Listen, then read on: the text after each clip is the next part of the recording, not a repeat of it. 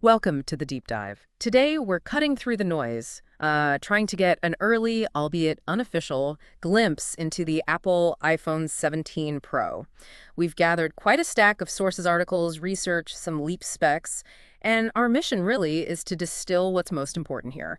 We'll unpack the expected features, highlight what seems genuinely exciting, and, discuss what these details might actually mean for you, maybe as you're eyeing your next device. Yeah, it's always a fascinating challenge, isn't it? Sifting through pre-release info like this. The real value, I think, isn't just listing off specs. It's about spotting the potential trends, the broader implications they suggest. Even with that big unofficial stamp on everything, we can help you identify what really stands out and, crucially, why it might matter. Okay, let's kick things off then. The big question first. When can we actually expect to get our hands on this thing? Our source material throws out a couple of dates. There's a sort of general announced June 2025 and released June 2025. But then it explicitly anchors itself to Apple's usual pattern, saying, and I quote, "We know that Apple launches its new iPhone in September every year. We may have to wait a few more days for that." So, despite that little contradiction, the overwhelming expectation, really based on Apple's history, seems to point towards September 2025. Right. And what's truly interesting here is how even these early, sometimes, contradictory leaks, they tend to circle back to Apple's deeply ingrained product cycle, that consistent September prediction. It's not just a wild guess. It reflects strong industry anticipation, maybe some supply chain whispers, all built on years and years of historical launches. It tells us the market really expects Apple to stick to that rhythm. And then, of course, the price. Always a hot topic. No official word yet, obviously. But our source estimates the iPhone 17 Pro could land around $2,000 in the Australian market. Mhm. It also suggests a range, maybe $1,500 to $2,000, again in Australia, noting prices might shift based on different variants, different storage maybe. So, stepping back a bit, what's the practical takeaway from these price projections for, someone thinking of buying one? Well, this estimated range, it's probably not just about storage sizes, right? It hints at how Apple strategically positions its Pro lineup, not just against its own standard models, but also against key competitors. A $2,000 price tag, even adjusted from Australian dollars, puts it squarely in that ultra-premium category. It suggests Apple is pretty confident these features justify that cost, maybe even widening the perceived value gap from previous models or rivals. It really shows Apple's continued belief in, a premium experience commands a premium price. Okay, so we have a sense of the when and the potential cost. But what about the device itself? How it feels, how it's built? Let's talk physical design. The source lists dimensions: 163.6 by 75.5 by 8 millimeters, and a weight of 192 grams. Pretty standard stuff there. But then the build description gets, well, intriguing. It says glass front, Gorilla Glass Victus Plus, folded. Plastic front, unfolded. Glass back, Gorilla Glass Victus Plus. Aluminum frame. That whole folded and unfolded part. Hmm? That's definitely a head scratcher for a standard iPhone Pro, wouldn't you say? Oh, absolutely. It's more than just intriguing. For a normal iPhone Pro model, that folded-unfolded language is highly unusual, anomalous, really.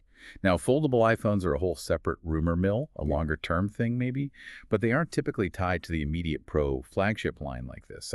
So that phrasing is almost certainly, I'd bet, a data entry error in the source material. Right, like copied from somewhere else. Exactly. Copied from a template, maybe for a different kind of device entirely. It's a perfect example of why we always stress the unofficial nature of these leaks. Sometimes you find details that just don't line up, and we need to point those inconsistencies out for you. What does seem consistent and, positive is the mention of Gorilla Glass Victus plus LED. That's definitely a premium material choice. Better durability, drop, and scratch protection. The source also lists an IP53 rating, so basic dust and splash resistance, decent everyday protection. And standard so physical SIM cards are likely sticking around. Yep, seems so. All right, so the exterior has its quirks, maybe some data entry issues, but ultimately what drives the day-to-day experience is what's inside. That display, the chip.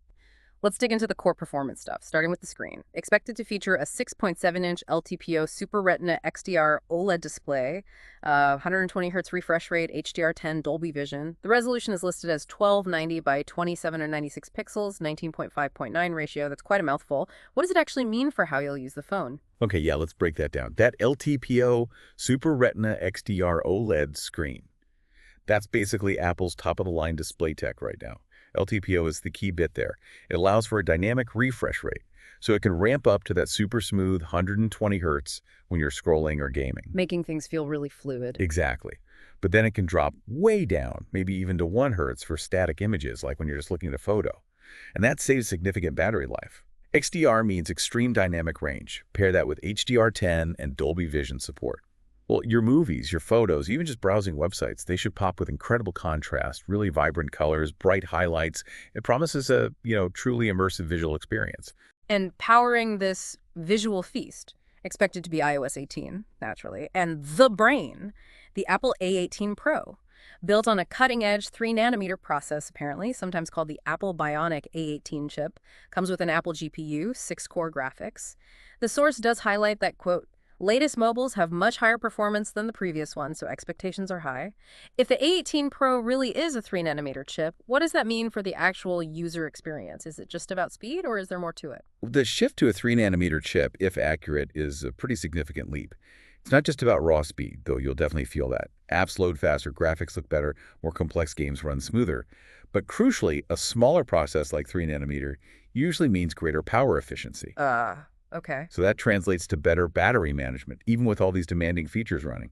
And it could enable more sophisticated stuff, like on-device AI and machine learning tasks, running seamlessly in the background without totally killing your battery. It's about doing more faster, but using less energy to do it. That's the goal. Now, speaking of specs, let's tackle a bit of a mystery. RAM. Our source initially listed 8 RAM. Okay, seems plausible, but then later, under internal storage, it bizarrely says 512 millibit, which has to be wrong, right? Sure. But then in the FAQ section, it gives an expectation of 6 gigabit to 8 gigabit. This is a classic example of conflicting info in unofficial leaks. How do we make sense of this for you listening? Yeah, this is where you have to apply some critical thinking. 512 millibit of RAM on a high-end smartphone in 2025, that's almost certainly a typo. Definitely. Maybe carried over from an ancient spec sheet or just a mistake. Oh. Makes no sense. However, the 6 gigabit to 8 gigabit range, that aligns perfectly with what we'd realistically expect for an iPhone Pro model. More RAM directly impacts your multitasking, how smoothly you can switch between heavy apps without them needing to reload. It affects overall responsiveness. So 6 to 8 gigabit feels right. The source also mentions 256 gigabit internal storage, which is a common starting point for Pro models. And typically for iPhones, no card slot for expansion. Right, so choose your storage wisely up front. Always good advice with iPhones. Okay, let's shift gears to something that gets a lot of people excited, the camera system. This is often a major reason people upgrade. The iPhone 17 Pro is projected to have a triple main camera setup. We're looking at a 48MP wide lens, a 12MP periscope telephoto lens with 5x optical zoom, and a 12MP ultra-wide. Plus, the TIRF 3D LiDAR scanner for depth sensing, features like dual LED dual tone flash, HDR, the usual suspects are there too. The Force even emphasizes, quote, people buy iPhones to take good videos and photos. Seems like these specs aim squarely at that. What really stands out here to you? The big one, for me, is the inclusion of that 5x optical zoom on a periscope telephoto lens. Explain periscope a bit. Sure. A periscope lens uses prisms or mirrors to fold the light path inside the phone's body. This allows for a much longer focal length, meaning higher optical zoom, without making the phone super thick. So that 5x optical zoom significantly boosts your ability to zoom in on distant subjects without losing image quality, without that digital blocky look. It lets you capture details from much further away. The LiDAR scanner is also important. It helps with faster autofocus, especially in low light. And it makes augmented reality experiences much more accurate because it maps the depth of your surroundings. Yeah. And yeah, it always makes me chuckle how every year the new iPhone camera is declared the best ever. Yeah. Until the next one. Yeah. But honestly, these specs do look like another potentially significant step forward, especially that zoom. And for the videographers out there, the capabilities sound pretty robust. 4K video recording, various frame rates up to 60 fps, 1080p slow-mo up to 240 fps, 10-bit HDR, Dolby Vision HDR recording, ProRes support, cinematic mode in 4K. But maybe the most intriguing mention is 3D spatial video with stereo sound recording. The selfie camera also looks solid, 12MP with PDAF, OIS, and SL3D for depth and biometrics, also capable of 4K video. But back to that 3D spatial video, what does that really mean for how we might capture and maybe even relive memories? Well, looking at the bigger picture, Apple's moves. That 3D spatial video capability strongly suggests a future where the videos you record can be viewed with, well, a new dimension of immersion. It ties directly into their broader ecosystem strategy, especially with devices like the Vision Pro headset. Oh, makes sense. Viewing your own videos in spatial format. Exactly. It could literally allow you to feel like you're stepping back into a moment in a more realistic three-dimensional way. It's potentially quite transformative for personal media. Yeah. And quickly on the selfie camera specs you mentioned, PDAF means phase detection autofocus, so it should focus really fast. OIS is optical image stabilization, great for keeping selfies and vlogs steady, even if you're moving. And SL3D is structured light 3D, the tech behind Face ID, but also crucial for accurate depth mapping in portrait mode selfies. So sharp focus, stable shots, and good background blur. Okay, rounding out the specs then. Connectivity looks extensive, as you'd expect. Right. Wi-Fi 6E listed, 802.11 ABNX6, Bluetooth 5.3, GPS supporting multiple systems like GLONASS, Galileo plus NFC, and charging via USB Type-C 3.2 Gen 2 with DisplayPort support mentioned. That's a lot of letters and numbers. What's a practical advantage for you in your daily tech life here? Well, Wi-Fi 6E means access to the less congested 6 gigahertz band, potentially faster speeds and lower latency in supported environments. Bluetooth 5.3 is about efficiency and reliability. But the one that jumps out is that USB Type-C 3.2 Gen 2 with DisplayPort. Right, the charging port. Yeah, but it's more than just charging. Gen 2 means faster data transfer speeds. Think moving large video files off your phone much quicker. And DisplayPort support. That means you could potentially connect your iPhone directly to an external monitor or TV for output, maybe for presentations, maybe a larger workspace. Yeah. It adds significant versatility compared to older Lightning ports or slower USB-C implementations. Gotcha. Other notable features listed, Face ID, of course, ultra-wideband 2, UWB support, and emergency SOS via satellite for sending receiving SMS. And for the battery, a substantial 5,000 milliha Li-ion unit with fast charging. That's a number that'll make heavy users happy, myself included. It's easy to forget how far we've come from constantly hunting for chargers midday, isn't it? Absolutely. Yeah. A 5,000 milliamp battery is pretty beefy, especially when you pair it with the potential efficiencies of a 3nm chip and that LTPO display we talked about. Yeah. It should translate to solid screen on time, less battery anxiety, and fast charging is key for quick top-ups when you do need juice. But don't overlook those other features. Emergency SOS via satellite.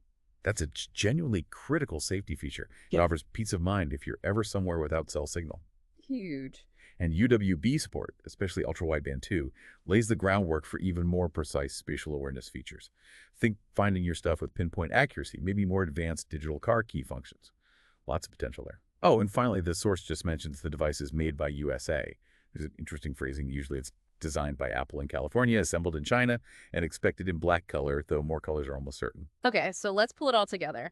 Our source gives the Apple iPhone 17 Pro an overall rating of 9.1 out of 10. Pretty high. Breaking that down. 9 for design, a perfect 10 for display, 9 for camera, 9 for features, 8 for connectivity, 8 for usability, and then perfect 10s for performance and battery. Now, some might argue, especially at this likely price point, that Apple's updates can feel incremental year over year. Based on these specs, does anything really suggest a groundbreaking leap that justifies those high ratings? Or is it mostly continuous refinement again? Well, those ratings clearly indicate a device that's highly anticipated, with perceived strengths in the areas users care most about: display, performance, battery. And while Apple certainly refines things year after year, I think some elements here point beyond just incremental tweaks. The potential jump to a 3nm chip, that's a foundational shift in processing power and efficiency. The 5x optical zoom using periscope tech, that's a significant hardware upgrade for photography. And that mention of 3D spatial video, that hints at entirely new experiences, tying into their wider ecosystem. So while refinement is always part of Apple's game, these specs suggest some potentially bigger leaps too. The source itself kind of backs this up, stating that if the iPhone 17 launches, they will update the camera and technology more than before and offer a more premium look and will be less in weight. Those are all indicators of pushing forward, not just standing still. So there you have it, our deep dive into the expected, albeit unofficial, Apple iPhone 17 Pro. From its likely September 2025 arrival and that premium price tag estimate through to the cutting-edge display, the powerful A18 Pro chip, that enhanced camera system with the 5x optical zoom, and those intriguing 3D spatial video hints, plus solid battery life. It definitely paints a picture of a truly top-tier device. Absolutely. This deep dive, I think, reveals not just the specs we might see, but also Apple's consistent focus, pushing boundaries in mobile photography, raw performance, connectivity, and it leads to an important question, maybe, for you listening. As these devices get more and more sophisticated, and with things like 3D spatial video maybe coming over the horizon, how might your own expectations for what a smartphone can do change in the next few years? What kind of content will you want to create or consume when you have tools this advanced literally sitting in your pocket? Something to think about.